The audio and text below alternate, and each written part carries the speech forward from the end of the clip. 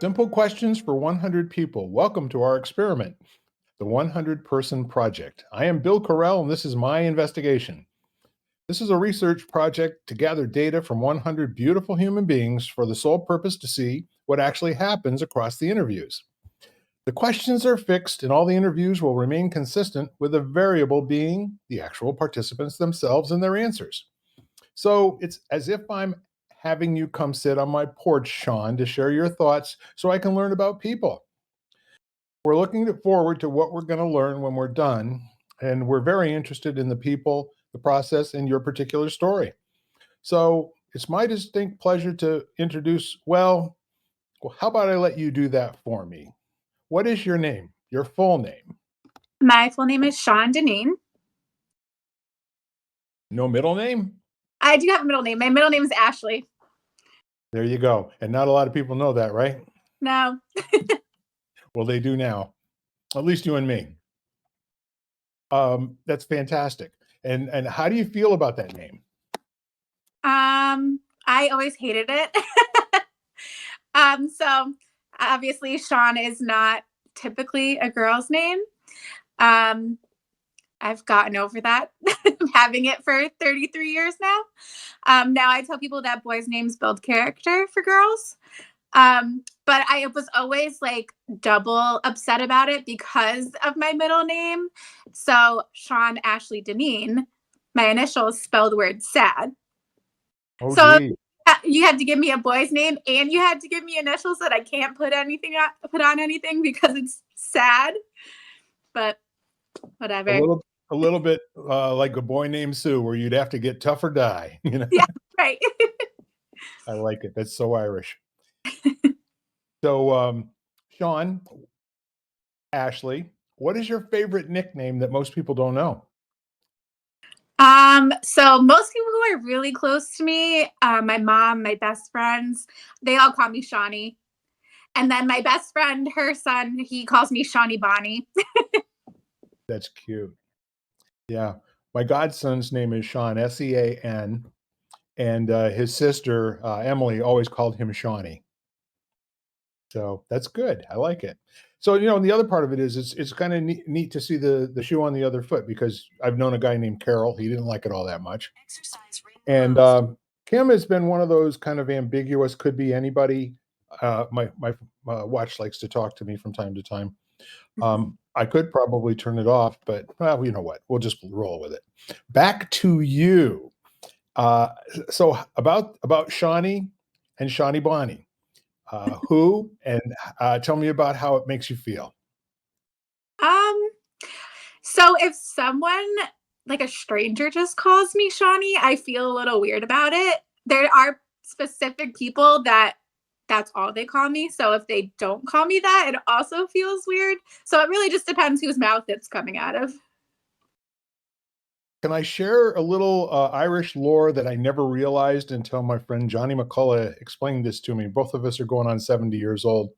I think I'll be 70 a little bit before him. He has always called me Billy, and he's known me since the third grade. And after a lifetime of being called that by my family and some very special close people, I asked John, I said, John, we're a little bit long in the tooth to be calling each other, ending up with an E. He says, well, Billy, he says, you got to understand that that's an Irish demonstration of respect. That almost anybody who was anybody back in the day. That's why, Scotsmen are the same way. Johnny Black, Johnny Walker Black, there's a good reason that the Johnny is there, like handsome Billy Boy, Billy Boyd. So Shawnee in our country would be, probably most people wouldn't know that. And you'd have to explain it to them. And then if you got to tell them the joke, then it's not really funny anymore, is it? Yeah. Anyway, so we'll move on from there. And um, when did you first notice what color hair you had? So I have no idea. I have no recollection of being like, oh, I have brown hair. What I do know is when I decided to change my brown hair and when I wanted my hair to be blonde instead of brown. And I think I was I think I was around like eighth grade. My mom let me get highlights. Maybe it was earlier than that. I'm not sure. Um, but yeah, so oddly enough, I don't remember just realizing what it was, but I do remember changing it. That's interesting. Now, were you one of those ladies that did something else to your hair, like perming it or ironing it or something else, curling it with a curling iron in high school, sort of thing? Never perm, but I've straightened my hair, I've curled my hair. It always just wants to be somewhere in between. So I don't do much to it anymore. But yeah. Well, I don't think you need to, in my humble opinion. Okay. So we'll move on from your hair, as interesting and exciting a topic as that is. What is your favorite thing to do to intentionally waste time? Well, I mean, I think like a lot of people now, I just find myself scrolling on my phone. Um, Hmm. TikTok will kind of eat your brain. So I find that if there's a downtime, I am like scrolling on TikTok. I'm trying not to do that anymore though. So if I'm trying to kill time now, I try to put the phone down and pick up a book instead. But my brain always wants to go to the phone immediately. That's interesting. Is there a particular feed or channel or something? I know nothing about TikTok, but I'm imagining that it's probably like Facebook, where there's different categories of stuff that you can, then kind of subscribe to, et cetera. Does it work that way? Yeah, kind of. So it kind of learns what you like and then starts showing you more of that. It's not always spot on though. So sometimes you get into these like weird little niche things that you kind of get to be like, I don't know how I ended up on this side of TikTok, but yeah, you could search particular things and come up with a whole bunch of videos for anything. Yeah, I do I think. learning Go on ahead. there. Say again. I do a lot of my learning on there. I don't do it on TikTok, but I do it on other social media. Yeah, And I there's this. understand there's a lot of people making big time money on TikTok. Is that so? Oh yeah, yeah, millions of dollars. And I here haven't. you Yeah. So we've got an interesting connection here, and it looks like only one of us can talk at a time. So I'm going to be a lot more quiet till I'm pretty sure you're done speaking, okay? Because you're my guest. I want to treat you with utmost respect, Shawnee. And as a result of that, this is your story. So, TikTok, is there anything else that you do? You did say go to a book. What kind of books do you read? I like a good like corny love story. I'm not big into like thrillers or historical. I like things that are fake. So things that are like an escape for your mind. I don't necessarily want to have to like do a lot of thinking about plots and things like that. I just want it to be corny Hallmark movie cheese.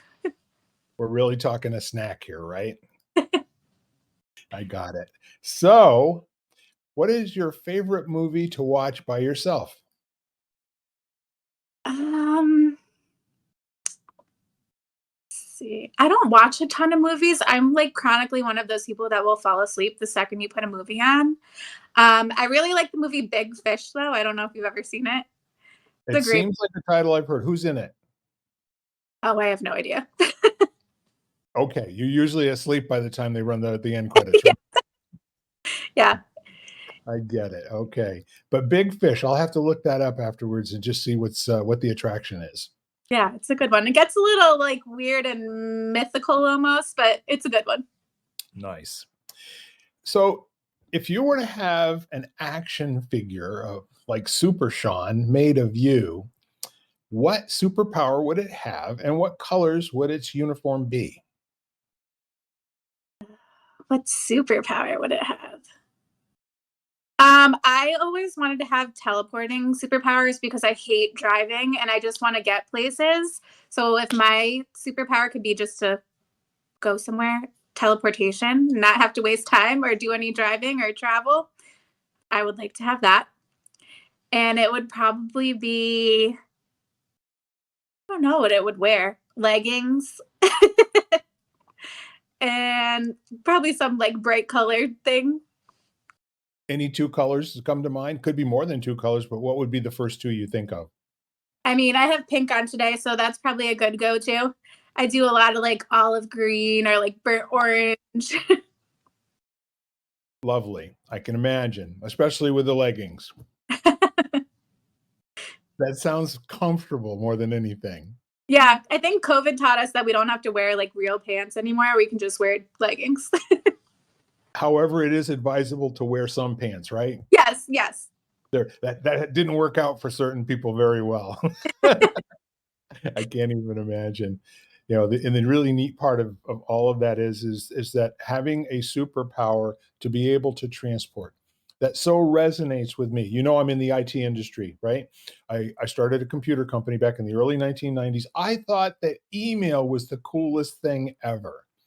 So starting in 1994, 1995, I was constantly trying to figure out how to send myself as an attachment in an email. I've yet to crack that code. So if anybody out there who's listening has a way to do that, I'd love to hear about it. And it sounds like Shawn might be interested too. Yeah, definitely. I don't mind the travel, but I'd rather get where I'm going and get busy, you know? So, what did you want? All right, this one's interesting. Not like the other ones that weren't interesting, but this one is interesting from the perspective of placing yourself in the past. So, what did you want to grow up to be when you were 5 years old? Um, I don't know if it was specifically 5 years old, but I know when I was younger, I wanted to be a fashion designer.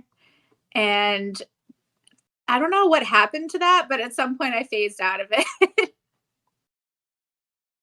So that might have come from a movie, maybe The Devil Wears Prada or something like that.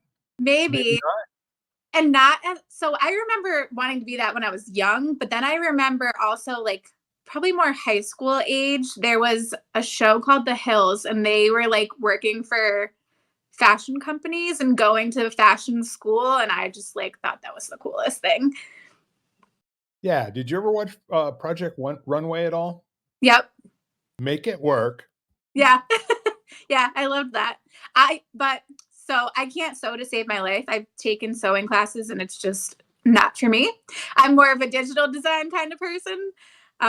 So I don't think fashion design was really in the cards for me. You really are a digital design person, and that's kind of what you do as your secondary passion, as I would say. You know, and you want to spend a minute or two talking about that. How so? Do you think that the passion for being a fashion designer wound up getting redirected into design, you know, for digital stuff, or was it something else along the way that caught your eye, or some program that you stumbled into that you said, "Whoa, this thing can actually do what I've got in my mind"? Yeah, so I've never been like a drawer or a painter. I couldn't make like my own art authentically, basically. So when Canva came out, I thought that was the most incredible product, and I still use Canva for everything. Yeah. Because a lot of it is people have made little characters or like formats of things, and then you can change them and make them your own. And so I have an eye for like color and layout and things like that, but I couldn't draw you my own character. So that allows me to use someone else's talent, merge it together with mine, and then get what I want out of it. So I design my own journals. So a lot of that is done through Canva. Not again things that I drew myself, but somebody else put their one little piece out there. I took that, I combined it with something else, and then I made my version of art out of it, which is the journal covers. So it all So kind of together with Canva. so there was this man back in the 1960s and 70s. His last name was Deming. And he went to all of the manufacturing companies, the big manufacturing companies, automobiles, textiles, you name it. And he was trying to bring statistical quality control to them. And he went to the Japanese and they just lapped it right up. They said, "Holy mackerel, you mean there's a way we don't have to have so much scrap and trash and everything?" And he said, "Yeah." He says, "First thing you do is you shamelessly steal all the best ideas." And I've carried that forward, you know, anything that's not patented, not the end product, but you know, if you want to take the process and shamelessly steal that, do yourself a favor. Don't reinvent the wheel every single time. So I love you saying that. Is that part of what you go on TikTok for, is to kind of like get an idea of late breaking visual images and that sort of thing? Not so much. I do use it sometimes. Like there's different creators that will show you how to use tools on Canva that maybe you didn't know existed. Actually, I a couple months ago discovered this new tool through TikTok that you can take an image that you like and you can have Canva apply the color scheme to whatever you're making. So if you're doing something branded, you can take your logo and have the flyer apply the color scheme from your logo. It's just so cool. It would probably take me hours playing around with it, but instead I can just click one button and have it all match perfectly. Terribly convenient, huh? Yeah. That's wonderful. So, all right, on to the next question. Now, this is where I get to know you a little bit, okay? What would you say, Shawn, is your greatest accomplishment? My greatest accomplishment. I don't think it's like, I guess we usually think that we want to have like an award or an achievement or whatever. But I think my greatest accomplishment is just the perseverance that I've been able to have. So my fiance passed away in 2022. And instead of letting that destroy me, I've used it to fuel me and to be able to build off of it. So although it was something tragic and unexpected and nothing that I could have planned for, it's given me this whole different life now. And my perseverance was able to take me on the journey that I'm on now and meet the incredible people that I've been able to meet, go on the vacations and trips that I've gone on. So I credit that to my perseverance. And I think having that is a great accomplishment for myself. I really agree with you. And for me and the folks at home, we are sorry for your loss, but also inspired by how you're dealing with it. You are a very strong woman and you're very self effacing and you do good stuff for everybody you know all the time. It's very much appreciated. Thank you. I agree. That's your greatest accomplishment, and also being that beacon of light that basically says, as long as you're still breathing, you still got work to do. Yep. Yep. I'm sure you Personally, say it before, but people will say like, "Oh, well, how do you carry on and how do you still stay so positive and things like that?" And all I ever say is, I still have my life, so I have to keep living it, living my life because I have it. And as long as I have it, I'm going to live it in a way that hopefully brings me the most joy as possible. I love that. And quite frankly, my whole life, all the songs that I've known were not about being joyful in loss. They were about how can I live without you and all the rest of that sort of thing. So that subliminally has really kind of created this thing that we can't point to and understand why we feel the way that we do. And I like that you're balanced. That's the best word I can come up with, you know? And enough said. On to the next thing. So, who is your favorite person to listen to, Shawn, In any way, in any way? I don't know. I mean, I would have to say my mom just because my mom's my favorite person in general. She is the person that I laugh the hardest with. She's the person that I talk to if I need an ear. So I don't always want to take her advice, but she's probably ultimately my favorite person to listen to. And you enjoy listening to her no matter what you choose to do, right? And in my adulthood, I've realized that she is almost 99% of the time right. So usually, if she's telling me something, I should probably listen. And you usually find that out right after you don't, right? Yeah, teenage me would hate that. Oh my god, yeah, this is not right. Something's wrong with this picture.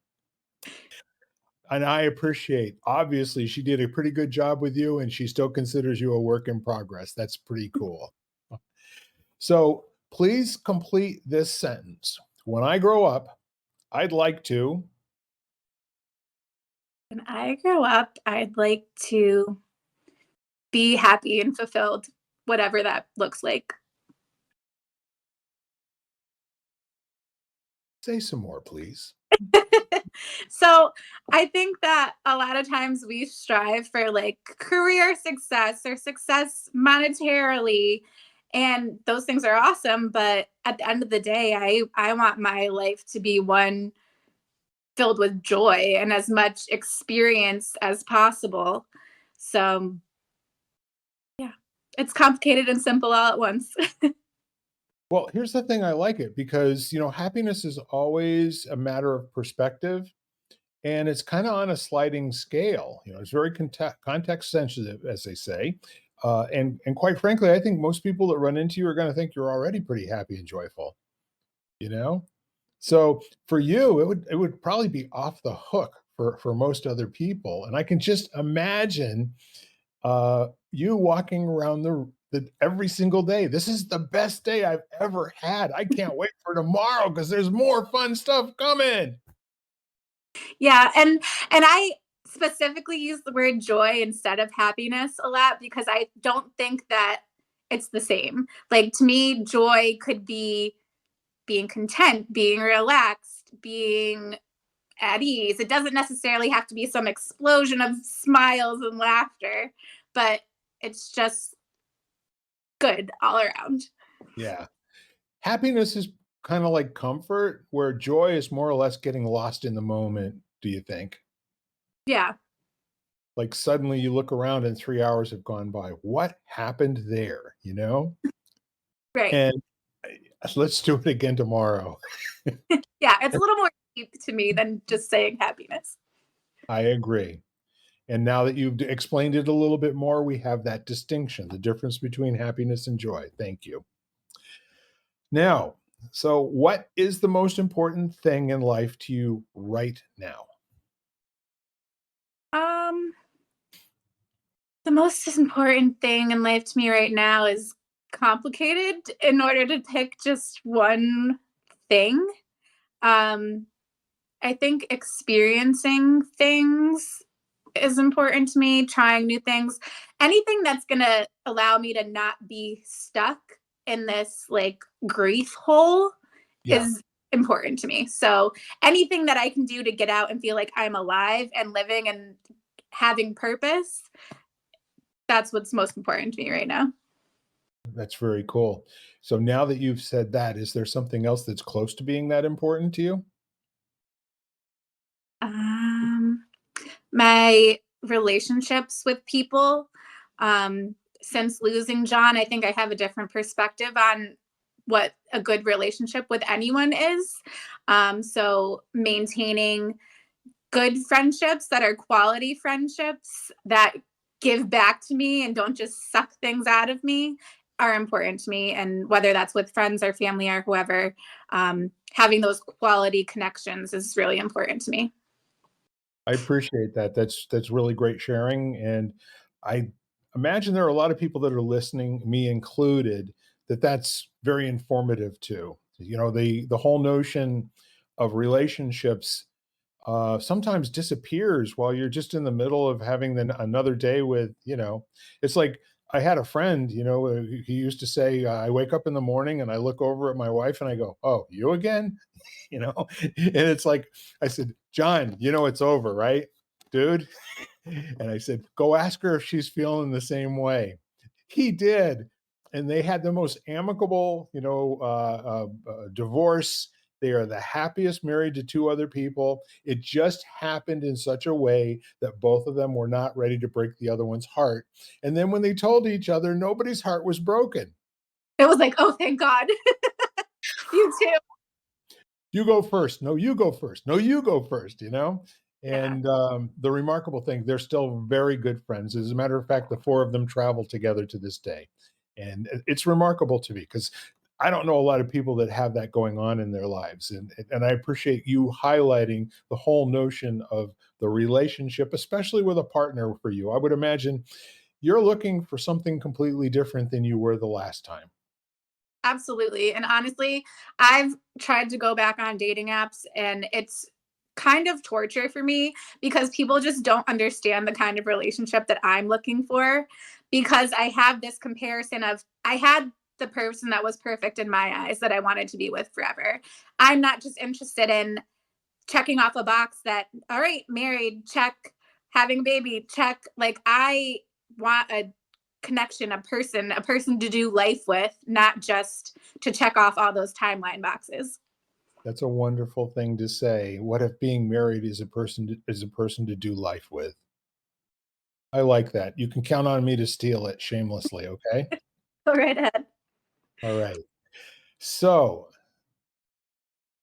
these are great answers. I love where you're coming from. What would you like to leave in the world after your time here is done? What would I like to leave?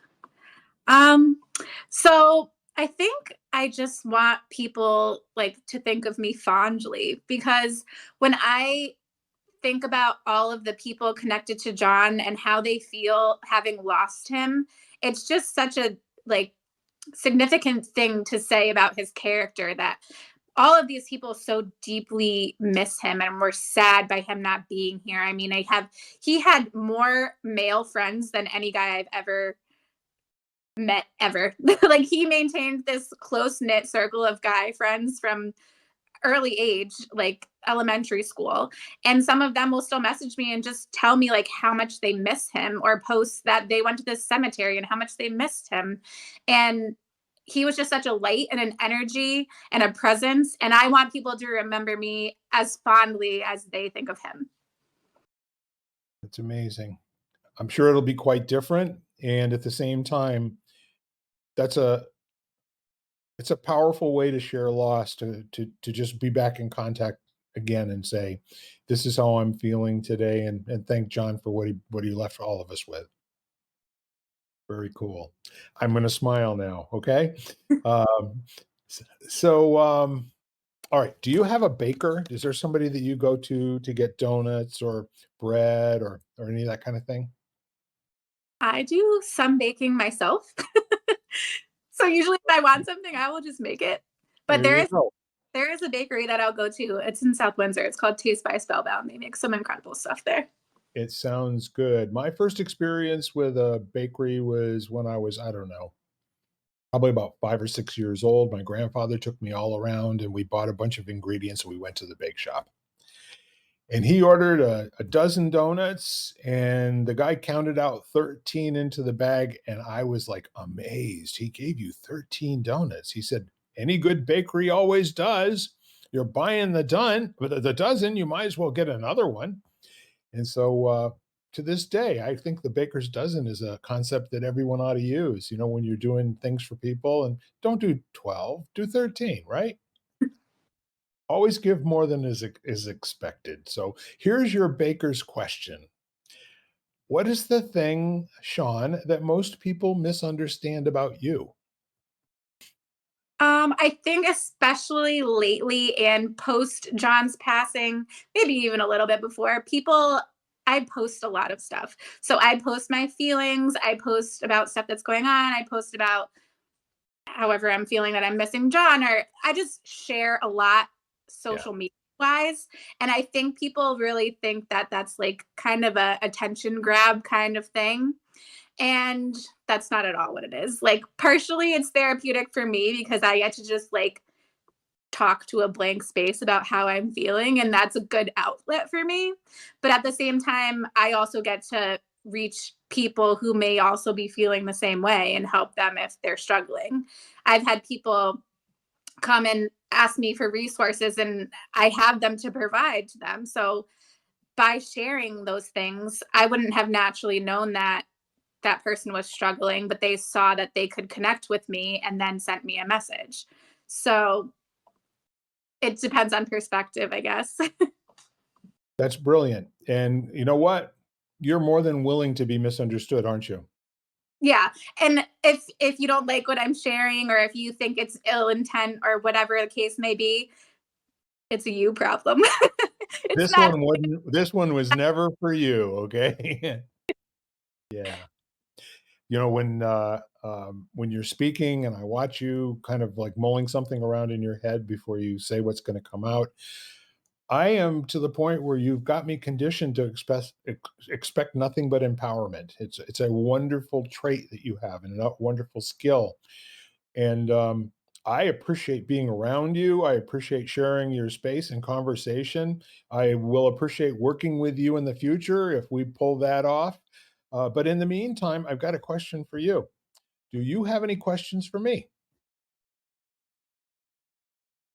I don't know. I wasn't prepared for it to be the one asking the questions. Yeah, I like to give a zinger last before everybody leaves, but everyone gets asked that. I don't think I do at the moment. Very good.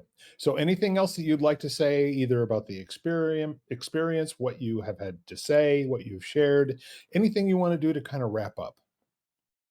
Yeah, I think it's just important to know that like this is your life. So you get to choose how you live it and you get to choose what the outcome of it is. Like you get to choose the path you're on.